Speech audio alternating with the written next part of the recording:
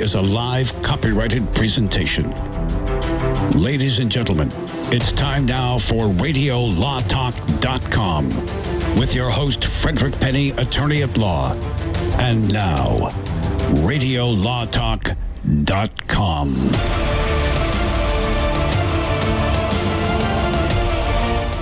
Welcome to the third hour of the greatest, most exciting, and informative and entertaining 3 hours in the radio business. Those of you who have been listening to us since hour one are sick of me saying that, but I'm going to say it again for the new stations that roll in third hour. I'm going to thank a few people. I'm Fred Penny, and this is Denise Dirks and Todd Cunin to my right and my left. We are Radio Law Talk. We have Cal Hunter behind the glass and Seth Madden, our call screener. And I'm going to thank the latest stations to come on board. We have some new stations that have come on board the past few weeks, and that is KNNR Reno, 1400 AM, KNNT Battle Mountain, 98.5 FM, KELY Ely, Nevada, 1230 AM, KAVB Hawthorne, Nevada, 98.7 FM, and the most important one, KPKK Amargosa Valley 101.1 FM. We love the Amargosa Valley, Cal. Amargosa Valley, Nevada. Nevada. Yeah, Nevada. If you've never been there, it is a great hay-growing country with a outhouse where the girls are out of this world. That's what it is. It's a Cal, did you hit your own eject button on that one? I'm just telling you. That's what the Amargosa Valley is known for. That is actually true. I've talked to the producer out there, and that's what they said. So, and the new this week is KTKZ AM 1380 from Sacramento, KQSP 1530 AM at Shakopee, Minnesota. Which is near Minneapolis. And thank you, our mother station that is kind of the base of our radio station and radio show, which is Crack and KBLF out of Red Bluff area. Appreciate all they do. Thank you to all the others. We are really booming and expanding on Radio Law Talk. It's interesting how things are just moving faster and faster. People are picking us up. We may be in Dallas. I'd say we may be in Dallas within the next few weeks. It's in the works. Hold on, those of you who like our fun topics and exciting time we have talking about the law, and we have to talk about disclaimers. One of the disclaimers are we're going to talk about general legal discussions. If you need a lawyer, seek your local counsel. All of us are state barred in California, except I'm Washington, D.C. also. And we're going to talk about another very important thing, and that is the River City Jerky Works Fresh California Jerky Gourmet Beef Jerky. We've been waiting for the third hour to do this because I know I love beef jerky. I just still can't do it early in the morning, but this gourmet beef jerky, and I just want you guys haven't tried it yet, have you? I have not. I have tried it, jerky. and this is an actual. And Seth, come take a piece to Cal. I'm telling you, this is one of the best jerkies. If I can get it open, this is some of the best jerky. It's soft, it's moist, and I can't get it open. Here. Denise, I'd say you rip the top. Maybe they should work on their packaging. No, it's just me. Yeah, but it's tight. Yeah, pull it open there. Okay, so we're going to put a little piece of this, but it is really, really super good. Now we're on the third. We've got Seth now working on it. There we go. Okay, here's the best part about it. The best part about it is Seth Madden with fingers that rival the jaws of life. Yeah, here you go. I'm holding up. River City Jerky Works has a free flosser toothpick in each bag. The single guy, you need it. Here you go. Oh, I get the flosser toothpick. Here you go. Okay. I mean, you really have to try this stuff. I mean, it's really good. Wow. Holy Toledo. Okay, there's some for Cal. Nice. Isn't that got a good flavor? And this flavor is delicious. It's called Tropical Teriyaki. It smells very good. Are you going to be able to eat some or not? I'm going to eat some. Take your gum. He's taking his gum out. I got to take, So as they're trying and eating that, I mean, and thank you, Quick Quack Car Wash that has now joined us. Isn't that pretty good, Cal? Boy, it is good. It's like moist, and it's kind of got that sweet taste. That's really good. Very different. I told you it's different than normal jerky. And it's available only online, is that online? I feel like I need to be eating this with a bowl of rice. It is that good. Yeah. Because the teriyaki was really good. And in all honesty, we did not plan this. I didn't say, hey, I want you to say it's good. I just said, hey, this is a sponsor of Radio Law Talk. I want you to try it. This is the first. Isn't that great? Yeah, and here's the thing. I'm not normally a fan of jerky. My kids love it, but I don't. I would eat this all day. This is awesome. Yeah, it is good. You know how I did it is because I will tell you what happened is I'm on that weight loss thing and I'm trying to lose weight. It's 50 calories per ounce. It's a 3-ounce package. It's 150 calories to eat the whole package of jerky. So I'm like, okay, full tilt. I'm doing that. Cal, wait for us to drop a couple pounds. Yeah, and not only that real smart people losing weight will just chew it and not actually swallow the beef content. You'll expectorate that. Or you can swallow it, whatever you want. Even fewer calories if you do that. I like the word expectorate that you just said. I feel like you should have a little bird next to you that you could I didn't want to say hawk it out, you know. Oh my gosh. Hey, Cal Hunter is a 3-time Emmy loser. That's right. I forgot to tell you, Cal Hunter, 3-time Emmy loser award nominee, which is great. I mean, Cal, we're proud of that. We really are. We're proud of you. What a great producer. He does a great job. Thank you so much, Cal. And he got his first check the other day for a couple of $100. He's rolling in it. Oh, man. Rolling in it. He's making so much money here. You're quitting all your other jobs and telling your wife you're moving, right? Going to have a good Christmas this year. Yeah. So we're going to talk a little bit about sports gambling, American Airlines, the cake wars of the gay weddings and cake wars is going to the Supreme Court. We're going to talk about that. Before that, we talk about, man, that's good jerky. I'm sorry. I'm not trying to push this sponsor, but it is good. We're going to talk about case or no case. Here, those of you who don't know, Cal will tell us a case. We're going to say if it's true or false. We've got stumped. I got stumped last time. Denise nailed it last time. I'm 0 for 2 today. And I'm 1 for 2. And by the way, I got stumped on the personal injury case. That's what's embarrassing for me. But I just thought it was just, I don't know. But I did mention if it was a true case, what the issues would be, and those issues were correct. But let's talk about case or no case. Cal, why don't you roll case or no case? Now it's time to play Case or No Case. Yay!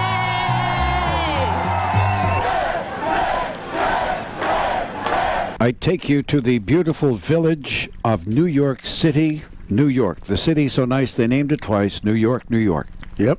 Where a man 5'10" and $2.07, 270 pounds, has sued Burger King, Wendy's, McDonald's, and any other fast food franchise he can because he says their fatty food has forced me into heart disease and diabetes. They are marketing directly to people like me who have a weak constitution when it comes to food, and they didn't warn me that junk food is bad for me. And that is basically the sum and parts of this guy who filed multiple cases, filed against every major franchise, and the amount that he sought is probably $1 million a pound. But anyway, he weighs 5'10" and 270, so he's skinny. Yeah, yeah. After I'm eating this beef jerky, I'm going to be weighing that. Now, Fred, since this should normally be up your bailiwick here, or not that you specialize, but you do a lot of these cases, would this be a case that is valid? Would you take it? And what do you think the outcome was? No, I wouldn't take it, but that is a valid case because I know that this case is. I'm going to say, man, you tricked me because I've heard this case, and I know this is a case that's very similar to the tobacco cases. And I think there's some real issues here proving it's all about warranties, too, and warnings. And determining whether or not he was properly warned. That's where we talk about all the stickers that are supposed to be on. You know, the issue is if he gets overweight and fat and all that, those issues, it's okay so long as they're properly warned. That's what the argument is. So is there going to have to be stickers put on every McDonald's, Burger King bag warning this is going to make you fat? The answer, someday that might happen. But on the warnings issue, yes, that's a case, and they can bring those issues. That's a 1-hour discussion. But my answer is it's a case, but they're not going to win, or he didn't win. Hey, let us know what you think. Call us at 855-529-7234 or tweet us at Radio Law Talk. We'll be right back. You're listening to RadioLawTalk.com. And now back to your host, Frederick Penny.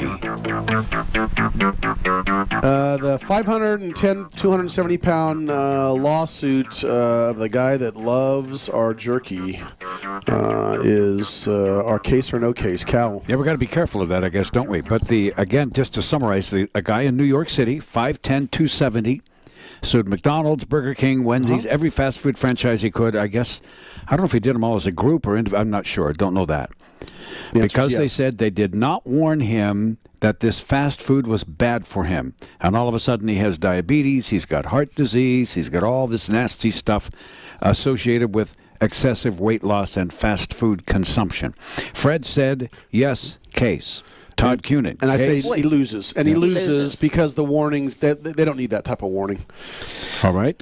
Todd? See, I am going to take a slightly different take as a connoisseur of fast food. I am going to say that it's a case, but the case doesn't revolve around warnings. The case revolves around whether or not he can prove that fast food is bad for you. I think that the fast food companies come back and say, look, we have the FDA puts out these guidelines. We're using certified beef. We're using these type of buns. We're using lettuce. I mean, for heaven's sakes, you get tomatoes and lettuce on a hamburger. That's meat in a salad, for crying out loud. And in New York City, they have to put the calorie numbers on the board. Yes, so you have all of this stuff. We can't jump to the presumption that the food that he was eating was in very deed bad for him. This is in a different class than the Twinkies and the Ho-Hos and the cupcakes and all that. This is, four basic food groups type stuff. So I think that it's a case, and he loses on the merits because the food that he ate wasn't necessarily bad for him. Anything is bad for you if not eaten in moderation, and this food is not inherently bad. Case, he loses. Denise Dirks, case or no case? Well, you made a mention that there was multiple cases. Well, multiple plaintiffs, multiple defendants. like Defendants. KFC and Burger King and McDonald's and every All major right. chain he could But find. he Don't take on the Colonel. That's what I'm going to say. So he did not file many suits against different. It was just one suit filed against many defendants. Let me look at my notes. Oh, come on. Wait a minute. I don't know. You don't know. I just know that multiple defendants were involved and that he allegedly tried to file the suit more than once. Oh, so he had to plead different things. I'm going to say case, and I'm going to say that he gets the cost of defense. So he actually recovers like $30,000 or something. For those of you who say case, may I see a show of hands? All three of you say case, no, and I think Cal got us. Say, Oh, we did it! I knew it. I heard that case. I knew I heard that case. Fred. Denise. here's the We'll deal. have to switch them to Denise. He filed suit against McDonald's, Burger King, Wendy's, KFC because they profited enormously, asked for unspecified damages because the eateries didn't warn him that junk food was bad. The judge threw the case out twice and barred him from filing it a third time. However, legal scholars say they'll find another plaintiff and try to take another run at it from a different angle to try to eventually apply the tobacco standard to fast food. Fred Penny's right on target. Right on target. But I will not take that case. I'm not going to take that case.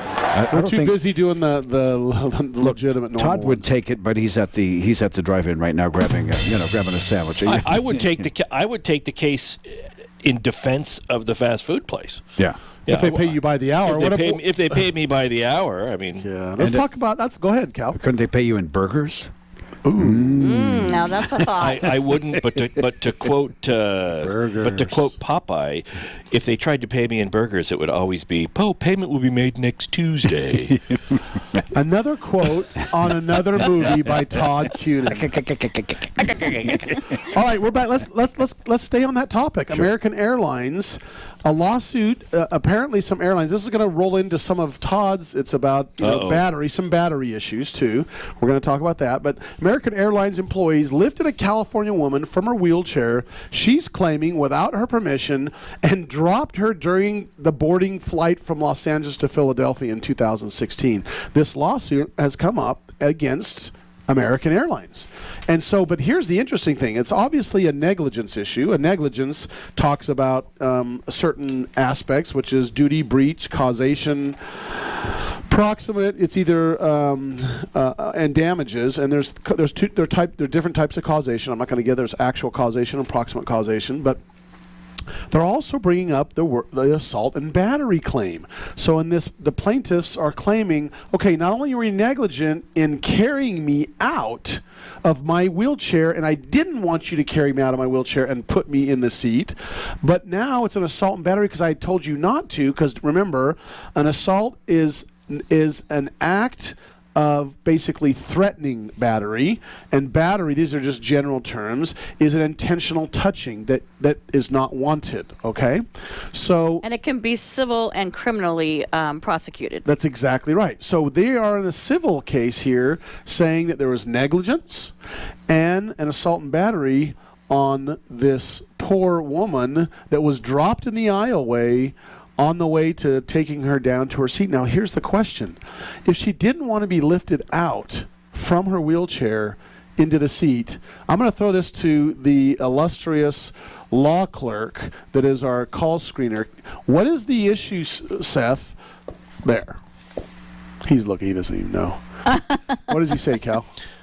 He is saying intent. Well, no. Wait, no. What are you saying? Wait.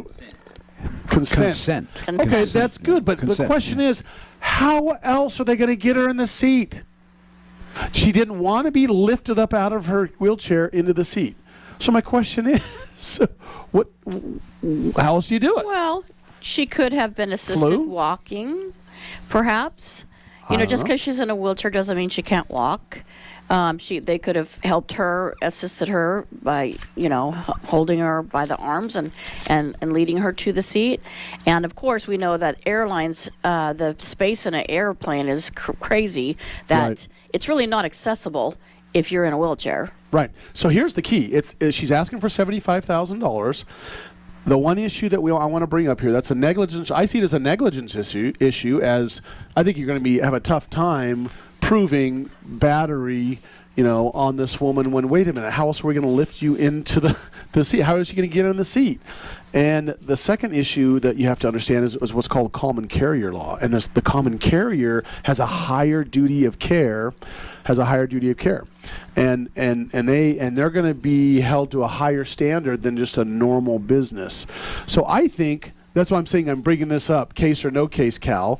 I think the woman's going to win the case on negligence due to the fact that they dropped her when they shouldn't have dropped her. She's going to lose on the assault and battery, and then she's going to get a decent amount of money because also they're a common carrier and they have a higher duty. So that's it. But in this case is actually, it's a Los Angeles case. Yeah, it's going forth. Isn't assault and battery a criminal case, though? No, you can also sue civilly for the injury. For the injury. Okay. Yeah. From a criminal standpoint, this is the can we, should we. I don't think this one ever sees the light of day unless touching her and moving her with the seat was intended to cause harm. He was trying to help it. I don't think that this is going to be criminal. We'll be right back. You are listening to RadioLawTalk.com. And now back to the show with Todd, Denise, and Fred.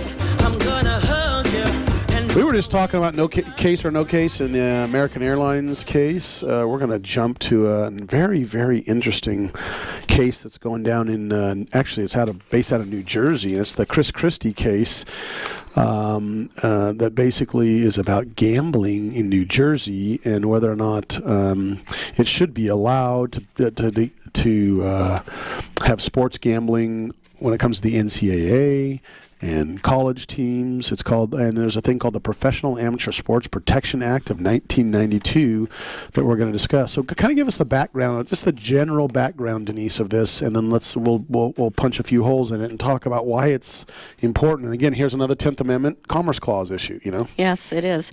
So the Congress passed the Professional and Amateur Sports Protection Act in 1992, and that prohibited state-sanctioned sports gambling.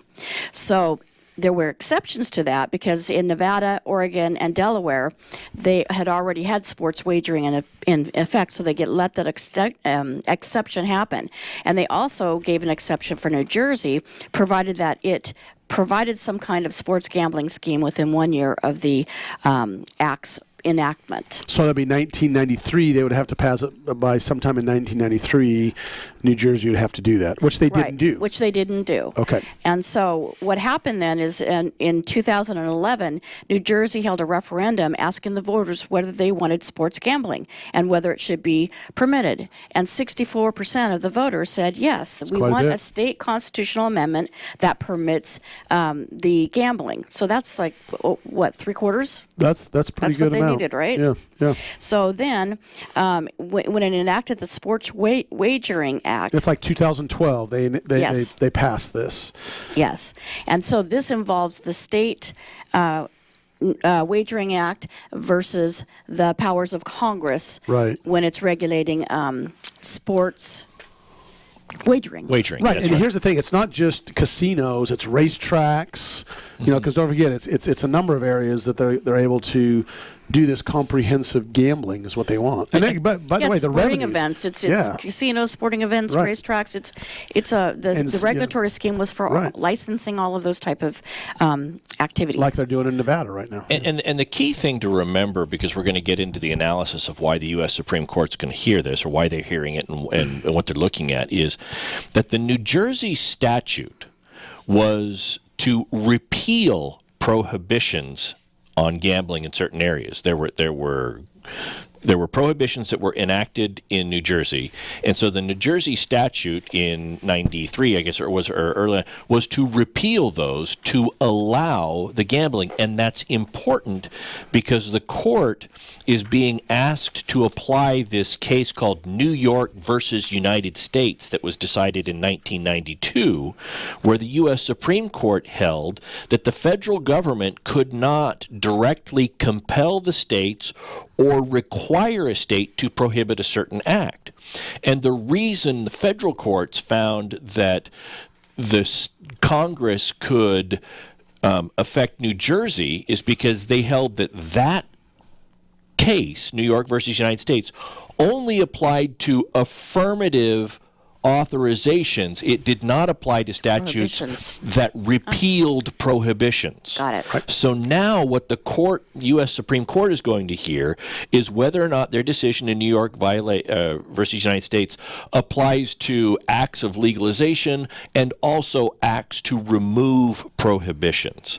Because at the end of the day, it appears to be a federal government trying to tell a state what the state can do, which is in contravention of the 10th Amendment, which says if it's not specifically reserved to Congress in the Constitution, it's left to the states and people to regulate. That's right. The Jersey law was a 2014 law. That's so right. it's a more recent than the older one, but it did repeal the older law. Yeah, so basically, I'm going to make it simpler. I mean, that sounds intelligent and great, but to me, simplify it. This is basically what happened. Like you said, the district court said, no, New Jersey, you lose. That's simple. So what does New Jersey do is they say, then we'll throw out any laws that we have or regulation. We're just going to boot the whole thing out and leave it wide open. That way, now we might be able to get around this, what they call it the PASPA law. And so that's what they do in 2014, and that's what the Supreme Court's going to be talking about and hearing. But to repeal the regulatory scheme for licensing casinos and sporting events provided the following. The leagues again sued to enjoin the 2014 law. The district court granted the summary judgment in favor of the leagues. That's the other, that's how they lost. The NCAA. That's right. And a permanent injunction against the governor of the state agencies, and divided. And then it went to the Third Circuit, who affirmed it, the district court, and now it's going to the Supreme Court. So it went to the district court, then to the Third District, and now it's before the Supreme Court, like you said. I'm just trying to simplify, but maybe I confuse it even more. But go ahead, Denise. So that's what's going to go before the Supreme Court, correct? Right. And I guess the issue here, if we're going to talk about issues on both sides, now I know that we have this decision in 1992, New York versus United States, where they said that a government could not compel a state to prohibit a certain action. But I still go back to this, and we talked about this in a previous segment on the show today, which is Article 1 of the Constitution allows Congress to govern interstate commerce. Now, I think to the extent that the people that are against the New Jersey law will when you say interstate commerce, you mean commerce between states. Commerce that occurs not inside of states. Yeah, that would be intra-state. Yes. Commerce that occurs between states. And right now, I think one could make the argument that because gambling is illegal in a lot of states and only legal in a handful of states. With the exception of the Indian casinos. That's true. Okay. But with regard to where it's illegal versus legal, it necessarily involves interstate commerce because people are traveling from all over the place to get to the state so that they can wager, which means that the advertising efforts go to folks out of state. I mean, look, we're in California here, right? And in California, we're pretty close to the Nevada border. I'm driving down Interstate 80. We're about 100 miles from Reno, and I see all the ads for the casinos in Reno. Okay, so clearly they're engaging in commerce, advertising in California to get me to go to Reno. New Jersey, Atlantic City is doing the same thing. So the government is going to be arguing that no, this law should apply because this is an interstate commerce issue. Right. You're trying to get people to come over here, whereas the state is saying, nope, only applies to what happens in state, and they're going to rely on this New York versus United States to say, Mr. Supreme Court, you've already decided this. All you need to do is say now it applies to repeals in addition Well, to here's the prohibitions. interesting thing. As technology advances in the United States, the states versus one state versus the other, everything is being, there's just no state lines. I mean, really, the state lines are disappearing. Yeah, because of the commerce. I mean, now everything. Commerce is all intrastate. All interested, and not only that, it's like everything's done Interstate. Yeah, interstate. So here's the other thing about there's a thing called an amicus brief, and a lot of people don't know what an amicus brief is. An amicus brief is when someone else wants to intervene and just say, "I want my 2 cents worth." They can do a brief that just they kind of like throw in, "Oh, here's my 2 cents worth." Even this case is going on, and there's been a lot of amicus briefs that have been filed on this. And one, I'm going to talk. It's kind of interesting. The Palomino family joined a big coalition across the country that filed an amicus brief, and this is what the amicus brief stated. They said that this uses that they're actually against the gambling in New Jersey. They said it's unfair, deceptive gambling, deceptive marketing practices target and prey financially desperate people and the addicted. They say it reduces the opportunity for millions of American families to improve their economic standing. They argue that this forces even those citizens who rarely or ever gambled to foot the bill for the enormous social costs and problems that is left behind with gambling addiction and issues. Right, and the federal government actually came in on the side of the NCAA. That's exactly right.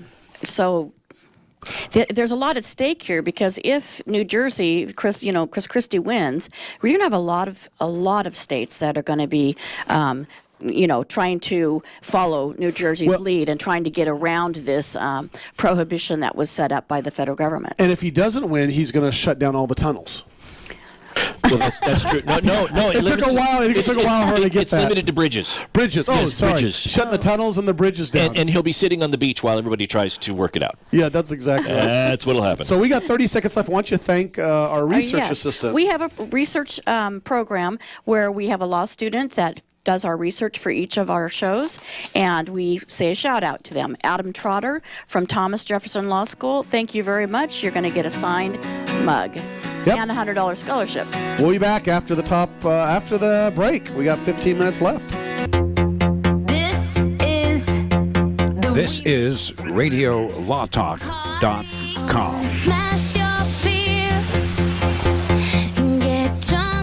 We're going to talk about a topic that is very controversial, that is actually that we can no way do service to in the last segment of 10 minutes, 8 minutes we have left. But a couple of things. We'd like to thank all of the sponsors. Thank Cal and thank Seth, and can't wait till Chris Rodriguez comes back next week. Join us next week. Every Saturday, we're live, 9 to noon. I think there's a couple stations that were live for 1 hour, and they replay the rest of the segments the hour after. And K-High. We're live from 11 to 12. But it's what's interesting is we're sitting here talking about this. It's so fun to see this thing take off and to see our passion, the three of us especially, and Chris too. But Chris is a much more powerful lawyer than the three of us combined because he's from Harvard. He is. He's a Harvard person. So, but we really enjoy this, and Cal's passion for it. We love this show. We are committed to it. We're going to be here for the long haul. And if those of you out there who are listening to us, just tell your friends. Let's push this thing out stronger and harder. And I'm not trying to make a sales pitch, but this is how we truly believe. It's fun. We enjoy it. We make it fun. And yet we're going to learn some stuff. But let's talk about Cake Boss. I like to watch Cake Boss. My grandson loves Cake Boss. He likes to watch Cake Boss. But unfortunately, I can't eat cakes now, but I love cake.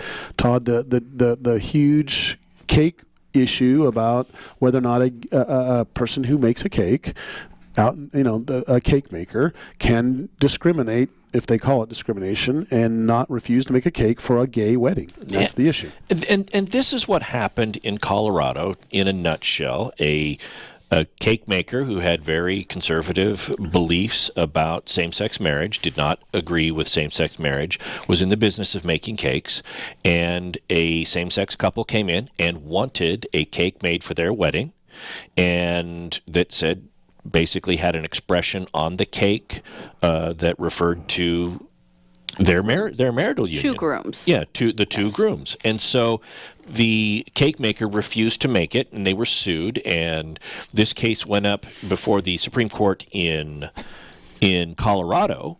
And the issue here is the Colorado statute, which is called the Colorado Public Accommodation Law, and the statute says, quote, "It is a discriminatory practice and unlawful for a person to refuse to withhold or deny to an individual or group because of their sexual orientation." Disability, race, creed, color, too, right? But well, in this one here, I'm just focusing on the sexual orientation, and I'm omitting things that aren't specific to this case. But the full and equal enjoyment of the goods, services, and facilities and privileges that place offers. And they define a place of public accommodation as any place of business engaged in sales to the public. So what they're saying is, what the court held was, you make cakes for the public, so the public accommodation law applies, and you can't deny service to them because of their sexual orientation. Or their marital status. But at this point in time, they weren't married because it was for their wedding. But what they did was they... and it doesn't say in here in the quoted portion of the law that the Colorado Supreme Court said, it doesn't include in here marital status in the Colorado Supreme Court's opinion. But what what the cake maker argued was, no, I didn't refuse to do it because I'm opposed to their sexual orientation. I refused to do it because I oppose same-sex marriage. And the Colorado Supreme Court said those two are so close to each other that it's essentially the same issue. So on appeal to the U.S. Supreme Court, the question that the Supreme Court is answering, and this was just argued last week, is whether or not Colorado's public accommodation law to compel the cake maker to create a cake that is in direct conflict with their own view, sincere religious beliefs that they hold, whether this law that requires that violates the cake maker's rights under free speech or the free exercises clause of the First Amendment. Right. So basically we have a state law that says you have to make the cake, and does this state law violate the constitutional right for the religious beliefs of the cake maker to be upheld?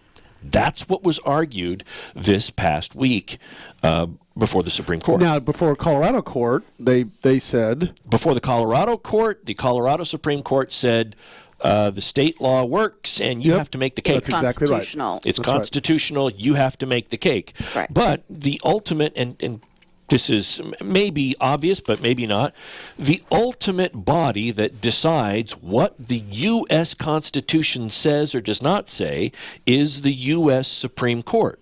A state court does not have ultimate authority over what the U.S. Constitution means. Just the state. The Just the Supreme state Court Constitution. does. Their That's state right. Constitution. Right. So Masterpiece Cake Shop Ltd., or Phillips in this case, who owns that shop, has appealed to the United States Supreme Court, and it was actually heard last Tuesday. That's right. And so it's a really great issue. And what we're kind of anticipating is that there may be a vote that's going to be more important than others, and we kind of think Supreme Court Justice Kennedy is going to be The a Deciding, yes. a deciding vote. I doubt. I think the one thing that we all agree is that I doubt that this is going to be a unanimous decision before the Supreme Court. I would venture, when we talk about the deciding, there are 9 Supreme Court justices, so 4 will be on one side, 4 will be on the other, and Kennedy, as is usually falls to him, is the one that decides which side is going to prevail. It's often referred to as, quote, the swing vote, that his is the one that is going to be the determining factor about who wins and who loses in this one. Isn't that interesting how powerful one person is throughout the United States? That one swing vote justice that's based out of Sacramento area, Sacramento, California. I studied with him. Yeah. I studied in Salzburg with him, Supreme Court Justice Kennedy, right before he went up on the bench. And he's a very good professor, absolutely very good. Former professor of McGeorge School of Law. That's right. And that's what raises. You remember early in 2017 when it was in 2016 when Justice Scalia died. And there was a lot of question about, okay, who's going to be the appointment? And President Obama appointed somebody, and that didn't get to confirmation. And so ultimately, President Trump appointed somebody, and that individual was confirmed. The real importance there, putting aside whether or not a conservative or a liberal justice was appointed, the real issue here was until that justice got appointed, the split was 4-4. Right. It was 8 justices, and it was 4-4. And if they split 4-4 on something that was from a lower court that was appealed, then the lower court's ruling stands. Yes. It's 4-4 is in essence an automatic neutral affirmation of the lower court standard. And there were so many important cases coming up that you just didn't want to have it be that kind of ambiguity. Right. So they really had to get another judge in there. Now, here's something interesting to bring up. This is the first thing I always think, or I thought, and I know just a normal person that doesn't practice law like us says, how the heck can Masterpiece Cake afford this fight? There's no way they're paying for this fight. I mean, there are so many that you were talking about amicus briefs. There are so many businesses or not charity. What do you want to call them? Charities or law firms out there that do things for free. There's United States senators and representatives that have filed a brief in this matter. My point is they're probably not paying for this out of their cakes. They can't sell enough cakes to fight this case is what I'm trying to say. That's right. And they've got people helping them. And what is it, Cal, the call? There's legal foundations. Foundations, that's it. Legal foundations that they use. Or defense funds, too. Yeah, defense funds. They use it, and that's how they're fighting this. Yes. And the amicus brief, there are so many other briefs being thrown in. Here's my opinion. That's my opinion we talked about earlier. That's important. So I think it's going to come down to the Colorado law. It's being determined, is it constitutional or not? Or does the business itself have the constitutional right not to serve customers? Because this law says you have to serve everybody. That's right. Right? Well, we're running on our hour. I appreciate you two here. I appreciate Cal. Thank Cal. Thank you, Fred. Thank you, Seth. And you know what? We really appreciate all of your time because we work hard to get this stuff done. We want to, Denise, We want to thank Adam Trotter again from Thomas Jefferson Law School. He did a great job on our research today. Just remember, the most exciting, informative, and fun and entertaining 3 hours of radio is Radio Law Talk. Join us back here next week, 9 to noon Pacific time for Radio Law Talk. And we'll see you. If we tweet us, we'll get to your tweets then, too.